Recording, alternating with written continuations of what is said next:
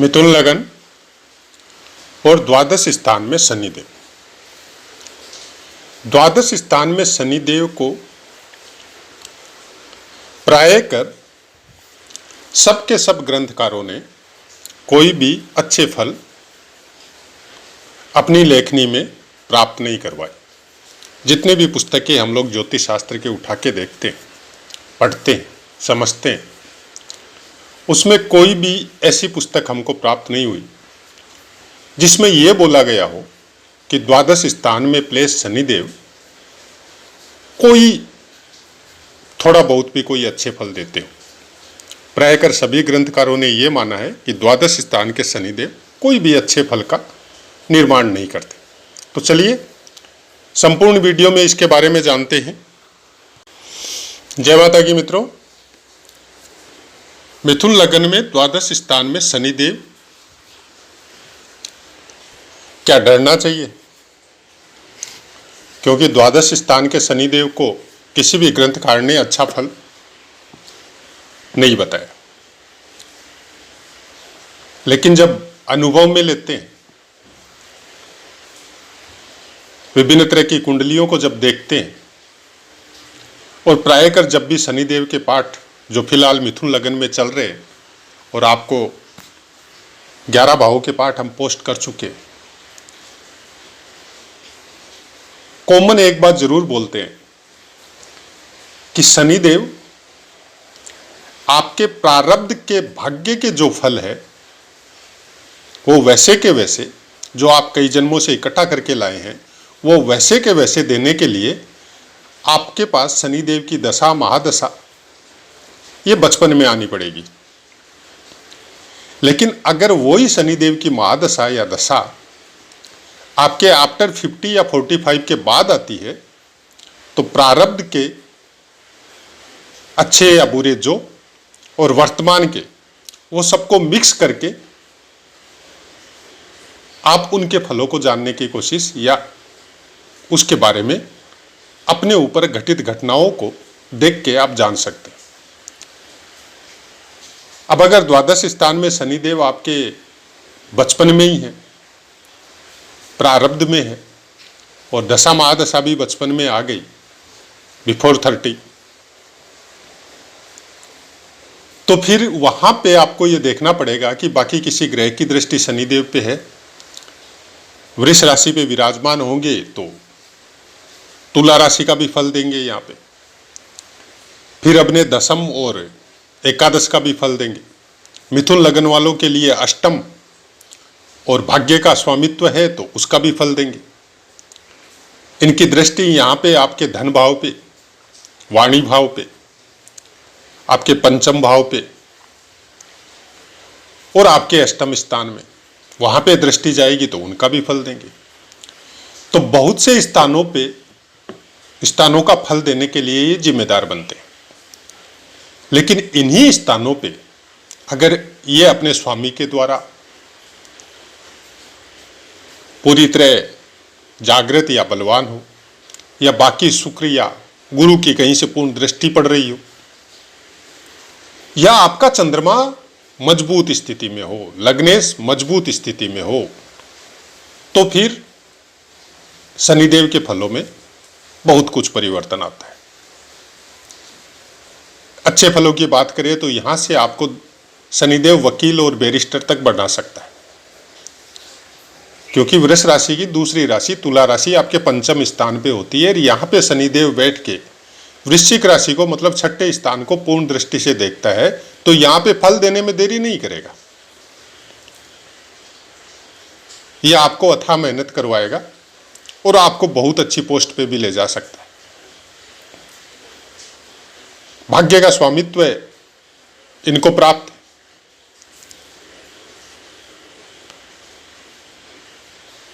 और उसी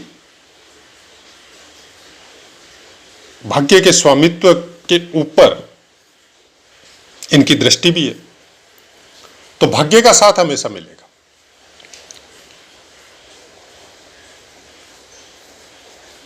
और अपने भाग्य स्थान को जहां पे ये बैठे हैं वहां से दशम दृष्टि से देखते हैं तो इससे संबंधित कर्मों से विशेष लाभ मिलेगा।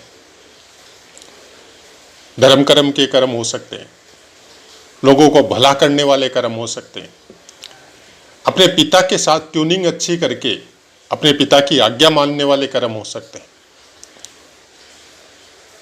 लोगों को भला करने वाली प्रवृत्ति के कर्म हो सकते हैं। भाग्य का साथ कभी नहीं छूटेगा। अष्टम स्थान का साथ बहुत अच्छा मिलेगा, क्योंकि वहां से ये पंचम है और उनसे अष्टम स्थान नवम होता है। तो आप केवल पुस्तकों के ऊपर अगर निर्भर रहेंगे तो खुद तो भ्रमित होंगे ही होंगे, जिसको आप फलादेश कर रहे हैं उसको भी भ्रमित कर देंगे। फिर आपका फलादेश कुछ वैसा ही होगा कि एक बार इंसान आपके पास आ गया तो फिर दोबारा नहीं आएगा। और 10-20 आदमी जिनको भी जानता है उनको यही बोलेगा कि मत जाओ, आपको खराब कर देगा। इसलिए ज्योतिष जैसे सब्जेक्ट में जब किसी की जन्म पत्री का फलादेश करना हो तो बहुत सोच समझ के करना पड़ता है। और इसीलिए शुरुआत में ही ये लिखा होता है कि जिसका भी आप फलादेश कर रहे हो उसके बारे में आपके पास जानकारी होनी चाहिए। किस तरह के कर्म कर रहा है, कैसे क्षेत्र में निवास कर रहा है, किस तरह का ज्ञान जब वो आपके पास आया है उसके पहले से उसको प्राप्त है, या कोई 10-15 साल के बच्चे की जन्मपत्री लेके माता पिता आए हैं तो उनका व्यक्तित्व और उनके संस्कार कैसे, घर का वातावरण कैसा है। वर्तमान का जमाना तो सोशल मीडिया का है, आप अपने बायोडाटा प्लेस करो और आपको फल बता दिया जाएगा।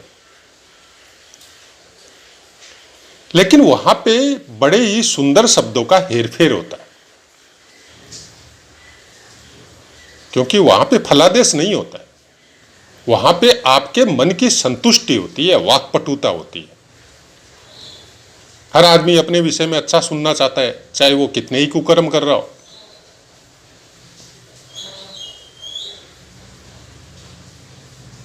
तो जैसा आप सुनना चाहते हैं वैसा सोशल मीडिया में सुना दिया जाता है आपको, या लिख दिया जाता है। और सोशल मीडिया की भी अपनी एक सीमा है, वो खराब वैसे भी नहीं लिख सकते,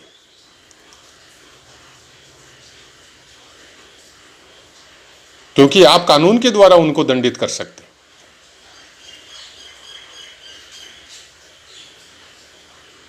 इसलिए हम प्रायकर बोलते हैं कि आपको अगर फलादेश करवाना है तो अपने आसपास कोई अच्छे विद्वान हैं ज्योतिष के, उनके पास जाइए, उनके पास बैठिए, उनके समय का जो भी मूल्य है वो दीजिए, और आने वाले समय की छोड़िए, उनसे ये पूछिए कि हमको किस तरह के कर्म करने चाहिए, क्या हमको ध्यान रखना है जीवन में कि पीड़ाएं मिलने के बावजूद भी हम वापस खड़ा होके अपने कर्तव्य पथ पे आगे बढ़ सके। द्वादश स्थान में शनिदेव आपको बहुत तरह की यात्रा करवाते हैं, और मिथुन लगन वालों के लिए खासकर रहस्य से संबंधित, धर्म से संबंधित यात्राएं बहुत होती और लंबी लंबी होती। अभी उन्हीं यात्राओं में आपने अगर कोई कुकर्म कर दी, आपका अपने शरीर पे, मन पे, दिमाग पे कंट्रोल नहीं रहा और कुछ ऐसे कृत्य कर दिए जिनको काटना बहुत मुश्किल है, उनके फलों को भोगना पड़ता है। और उसके बाद में जब शनिदेव के पीड़ा का समय जब चलता है और आप ये सोचते हैं कोई दान से, कोई मंत्र जाप से हमको उससे छुटकारा मिल जाए, कोई पंडित, कोई एस्ट्रोलॉजर, कोई ज्योतिषी, कोई साधु, कोई संत महात्मा हमको उससे छुटकारा दिलवा दे। क्यों भाई? पहली बात तो है कि क्यों, दूसरी बात है कैसे। कोई अगर ज्योतिष का ज्ञान भी रखता है, हम लोगों के पूर्वजों ने जिन्होंने ज्योतिष की रचना की थी उनको संपूर्ण ज्ञान था, वो तो आने वाले युगों तक को देख सकते थे। उन्होंने तो कोई परिवर्तन नहीं किया, उतनी शक्ति थी उनके पास, लेकिन कोई परिवर्तन नहीं किया। तो क्या संभव है आजकल के ज्योतिष जो थोड़ा बहुत इस समुद्र से अगर कुछ मिल भी गया, उसके द्वारा वो आपको आपकी दशा महादशाओं को या आपके उन फलों का परिवर्तित करके बुरे फलों को अच्छे में कन्वर्ट कर सके, या आपके अपने ऊपर छोड़ते हैं कि आप जो भी इस विषय में अपने समय का या अपनी धन संपत्ति का जो भी आप करते, ये आप सोचिए, आपको सोचना है। इस चैनल का मकसद यही है। उसके साथ ही तो दूसरा क्वेश्चन राइज होता है, तो क्या इन कर्मों का कोई मूल्य नहीं है? ये इस चैनल में हमने कभी नहीं कहा मूल्य नहीं है, क्योंकि हम खुद करते हैं तो हम कैसे बोल सकते हैं कि मूल्य नहीं है? जरूर मूल्य है आपके अपने समय का, जिसमें आपने मंत्र जाप किया, ध्यान साधना की, किसी ग्रह से संबंधित हो या चाहे ईश्वर से संबंधित हो, या घावन किए, पंडितों के द्वारा स्तोत्र और मंत्रों का जाप करवाया, उसका उस कर्म का मूल्य नहीं है ऐसा तो हो ही नहीं सकता। जरूर मूल्य है, वो आपके वर्तमान कर्म है जो पॉजिटिव रूप में एक एनर्जी के रूप में आपके अंदर विद्यमान होते हैं। उसके फलों का भोग आपको जो बुरे फल आ रहे हैं उनको काटने में होता है। काटने में मतलब कि प्रारब्ध के द्वारा जो भोग आपको भोगने हैं वो भोगने ही है इस शरीर को, लेकिन जो वर्तमान में अच्छे कर्म किए, हवन जाप यज्ञ साधना स्तोत्र, उनके द्वारा जो आपके पास एनर्जी गैदरिंग हुई है, उस एनर्जी की ताकत की वजह से उन कुकर्मों के फलों को आप थोड़ा आराम से भोग सकते हैं। नहीं तो शनिदेव की पीड़ा बहुत भयंकर होती है, उसको भोगना बहुत मुश्किल है। इसके लिए केवल इतना बोल सकते हैं कि हमको वीडियो में पूरी डिटेल नहीं बतानी है आपकी। आप सब प्रबुद्ध और ज्ञानी संत महात्मा टाइप के इंसान हैं जो ज्योतिष से जुड़ते। राजा हरिश्चंद्र की पूरी कहानी, पौराणिक कहानी पढ़ लीजिए, आपको पता चल जाएगा कि शनिदेव की पीड़ा किस हद तक जा सकती और शनिदेव का आशीर्वाद किस हद तक जा सकता है कि जब इस पीड़ा को भोगने के बाद में जब उसका आशीर्वाद मिलता है।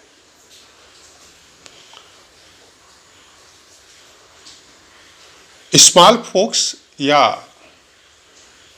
कोढ़ की जो बीमारी होती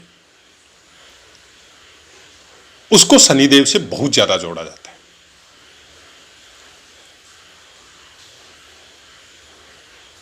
आप में से कितनों को हुई है हमको पता नहीं है। प्राय कर स्मॉल पॉक्स या बड़ी वाली पॉक्स प्राय कर बचपन में या बाद में 99% सबको होती है। ये एक विषाक्त पदार्थ है जो बॉडी से निकलता है और बहुत पेन करता है। उस पेन में दो तरह की वो होती है कि एक में पेन होता है और एक में पेन नहीं होता। वो शनिदेव की आपकी दया और कर्मों के ऊपर निर्भर है। बच्चे के ऊपर है तो फिर माता पिता के कर्मों का विशेष योगदान होता है कि उसको किस तरह से मैनेज किया जाता है। बाहर नहीं निकाला जाता, कुछ रेस्ट्रिक्शन होती है, किसी को दिखाया नहीं जाता, खाने पीने की रेस्ट्रिक्शन रहती है। 5-6 दिन 7 दिन सप्ताह भर का वो चक्र होता है आपका। पीड़ा हो चाहे नहीं पीड़ा हो, अगर उन नियमों के साथ आपने अपने शरीर को मैनेज कर लिया तो उसके बाद में जो एनर्जी आपके अंदर आती है ठीक होने के बाद में, आपने शायद उसको कभी महसूस नहीं किया। आपको ऐसे लगता है जैसे शरीर में कोई पीड़ा कभी थी ही नहीं और आने वाले समय में कभी होगी भी नहीं। इतनी ऊर्जा आपके शरीर के अंदर गैदर होती है। वो विषाक्त पदार्थ फोड़े के रूप में जब बाहर निकल जाता है, उसके बाद में शरीर में जो हल्कापन आता है, ये वो आशीर्वाद है जो शनिदेव जाते समय आपको देखे जाते। ये कुछ चीजें हैं जो प्रैक्टिकल में हम लोग भोगते हैं, हमने भी भोगे, लेकिन नजर नहीं जाती हम लोगों की। और वही अगर बिगड़ जाए तो फिर ऐसे निशान आपके चेहरे या शरीर पे छोड़ के जाती है जो जिंदगी में कभी भी साफ नहीं होते, वैसे ही रहते। यह भी हम लोग प्रैक्टिकल में आते जाते समय चेहरे पर या शरीर पर, अपने आसपास या परिवार में देख सकते हैं। और फिर उसके जीवन को देख लीजिए आप, किस तरह का जीवन उनका चल रहा है। अगर निशान रह गए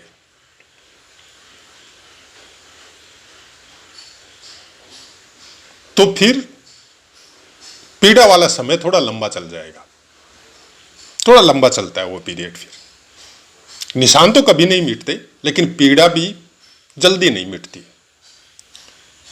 फिर उसके लिए बहुत कुछ करना पड़ता है आपको। फिर कोई अच्छे सौम्य या शुभ ग्रह की महादशा या दशा आपको आएगी, वो निशान नहीं जाएंगे, स्थिति में सुधार होगा। पूरे जीवन, अगर लंबी उम्र है तो पूरे जीवन पीड़ा नहीं चल सकती। यह नेचुरलिटी का या ज्योतिष का नियम है। शनिदेव यहां से बैठ के अपनी तीसरी दृष्टि आपके धन स्थान पे डालेंगे।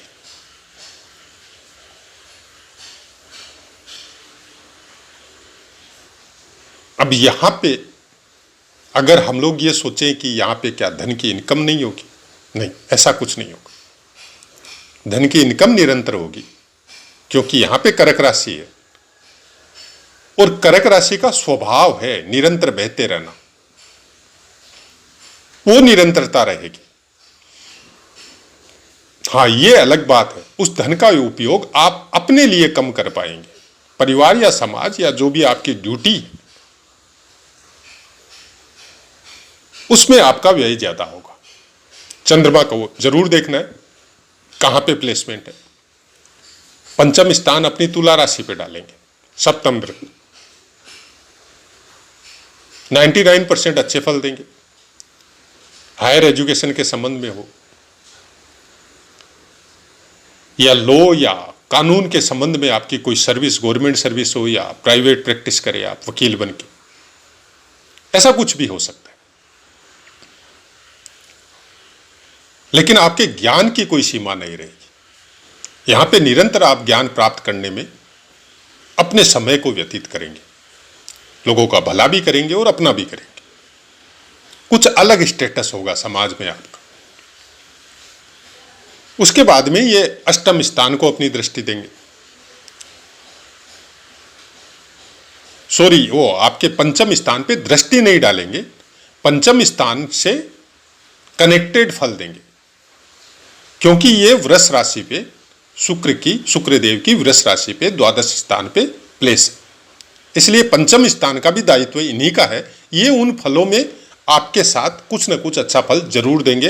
हाँ, आपको शुक्रदेव की पोजीशन या प्लेसमेंट आपको जरूर देखनी, लेकिन पंचम स्थान से संबंधित फल अच्छे देंगे।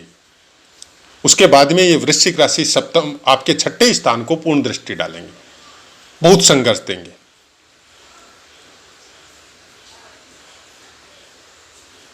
रोगों में, कर्जों में कमी देंगे। शत्रुओं का नाश समझ सकते हैं या शत्रु आपके होंगे ही नहीं, वैसा समझ सकते हैं।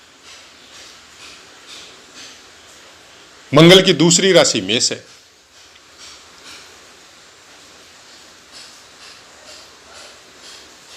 जहां पे ये प्लेस है वहां से द्वादश है।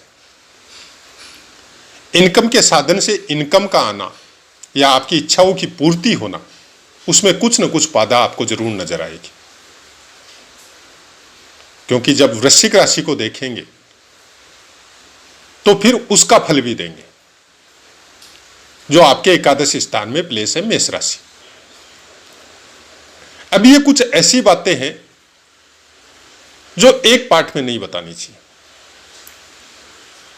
उसके लिए 3-4 पार्ट अलग अलग देने चाहिए, जो कि हम लोग सोशल मीडिया में देखते हैं।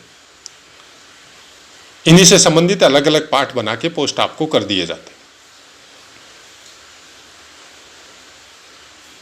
लेकिन हमारा सोचने का तरीका या बताने का तरीका थोड़ा अलग है कि एक वीडियो में आपको कुछ जानकारी इस तरह की दी जाए कि आपके ज्ञान में वृद्धि हो, आप उसको नोट भी कर सके और पुस्तकों के साथ उसको मैच भी कर सके, और कोई पुस्तकों के साथ अगर कोई चीज नहीं मिल रही है तो फिर अभ्यास के द्वारा उसको देख के समझ सके कि क्या जो बताया जा रहा है वो सही बताया जा रहा है। उसके बाद में इनकी दशम दृष्टि आपके भाग्य स्थान अपनी मूल त्रिकोण राशि कुंभ पे आएगी। भाग्य से संबंध में हमने आपको पहले ही बता दिया वीडियो में कि बहुत अच्छे फलों का निर्माण होगा।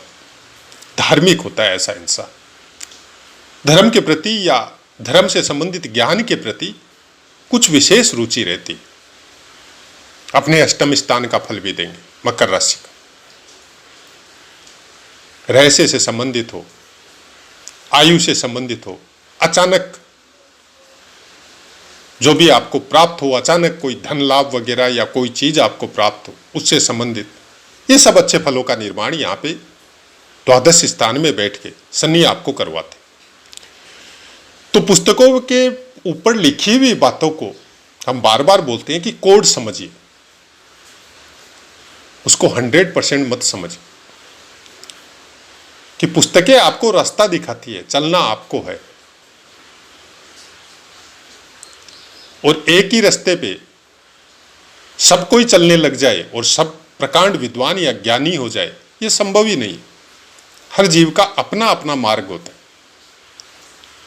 लेकिन पहले से जो उस मार्ग पे चले हुए हैं उनसे संबंधित कोई पुस्तकों के द्वारा अगर ज्ञान प्राप्त हो रहा है तो वो आपको केवल मार्ग को समझने के लिए, उसकी कठिनाई या उसके लाभ को समझने के लिए लिपिबद्ध किया हुआ है। वैसा का वैसा उस पे चल के आप विद्वान नहीं हो सकते। आपका मार्ग आपके अपने प्रकृति के हिसाब से अलग अलग लेवल पे होगा, आपकी कठिनाइयां अलग होगी, आपके लाभ अलग होंगे।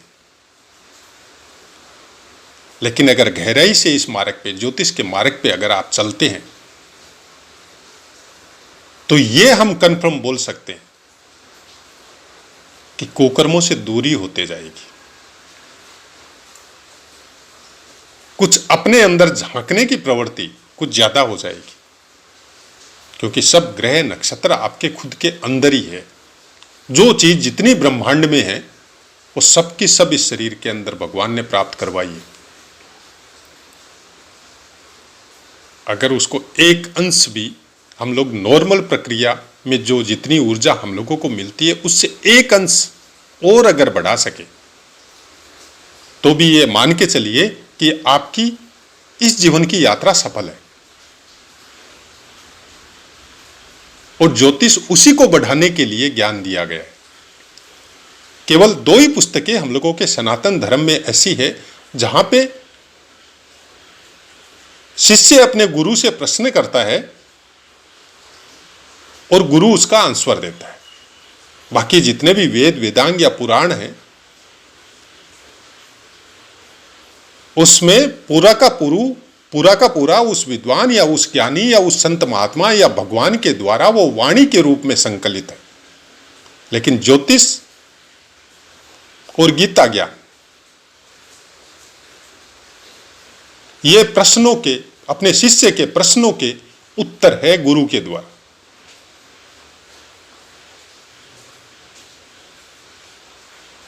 और दोनों में ही इतना ज्ञान है, इतना रहस्य है, इन दोनों में से एक को भी आप समझ लिए तो जीवन श्रृंखला के जितने भी ज्ञान आपने आज तक प्राप्त किए हैं वो सब के सब एक्टिव हो जाएंगे। हम ये नहीं बोलते आप ज्योतिष समझिए, हम ये बोलते हैं कि ज्योतिष की गहराई को समझिए कि ग्रह आपको देना क्या चाहते हैं, नक्षत्र आपको देना क्या चाहते हैं। अगर इसमें कठिनाई आ रही है तो फिर गीता को समझने का कोशिश कीजिए। उसके अंदर उस संवाद में, गुरु शिष्य के जो संवाद है उसके अंदर झांकने की कोशिश कीजिए। जितने भी संत महात्मा वर्तमान समय में हुए हैं या पहले हुए हैं, उन्होंने सबने गीता के ऊपर अपने अलग अलग अपनी पुस्तकें आपको प्रोवाइड करवाई अपने अपने ज्ञान के अनुसार कि उन्होंने कितनी गहराई तक उसमें उतर के अपने ज्ञान को पुष्ट किया। श्लोक तो वैसे ही है, उनके अर्थों को समझने के लिए आपको अपने ज्ञान की गहराई में उतरना पड़ेगा। गीता एक ही ग्रंथ है, लेकिन विद्वानों को समझने के लिए अपनी अपनी यात्रा का निर्माण अलग अलग रास्ते पे करना पड़ा, क्योंकि सबकी अपनी अपनी प्रकृति अलग अलग क्षेत्र में है।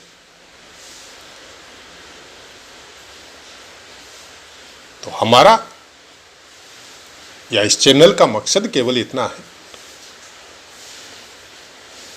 ज्योतिष को उस सीमित क्षेत्र में मत बांधिए जहां पे आप ये जानना चाहें कि कल क्या होगा और परसों क्या होगा, एक साल बाद क्या होगा।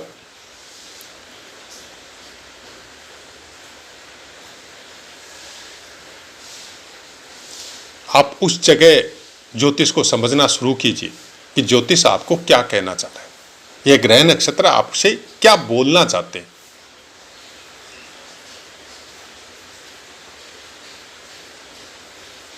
वर्ण व्यवस्था में एक व्यवस्था है शूद्र।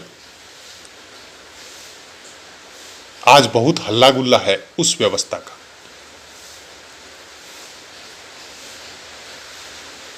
लेकिन एक इंसान चाहे वो किसी भी जाति धर्म विशेष में पैदा हुआ हो, चाहे कितनी भी उच्च जाति में पैदा हुआ हो, जब वो सेवा करता है अपने ईश्वर की, अपने बच्चों की, अपने पशु पक्षियों की, अपने पेड़ पौधों की, तब उसकी अवस्था शुद्र अवस्था होती है।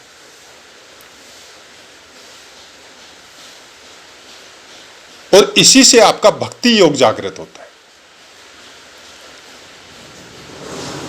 तो ये मामूली अवस्था नहीं है वर्ण व्यवस्था में।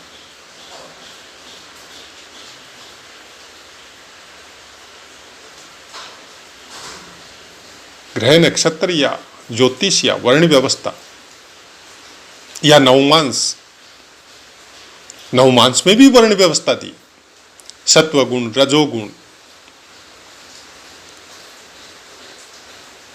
ये सब दिए। देव नवमांस आता है, राक्षस नवमांस आता है, मनुष्य नवमांस आता है। आपके नीच ग्रह, आपके 6, 8, 12 में बैठे हुए ग्रह, नीच राशि में बैठे हुए ग्रह, अगर देव नवमांस में है, अब आप पढ़ते रहिए पुस्तकों के अनुसार उनको और समझते रहिए कि बहुत खराब फल मिलेगा, जबकि ऐसा इंसान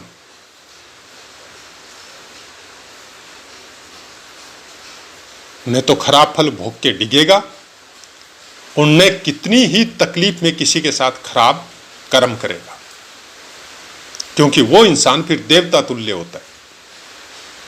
लगा के देखिए अपनी कुंडलियों में,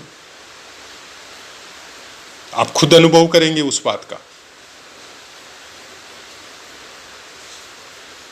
कितना भी अच्छा ग्रह आपके धर्म त्रिकोण का हो, आपके केंद्र का हो, वो अगर राक्षस नवमांस में है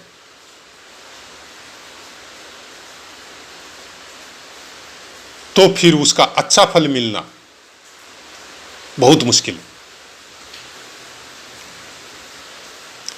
तो वैसा ही कुछ ज्योतिष है। इन्हीं सबको बताते बताते बीच में इसी तरह की बातें हम बताते हैं और हमारा तरीका कुछ ऐसा ही।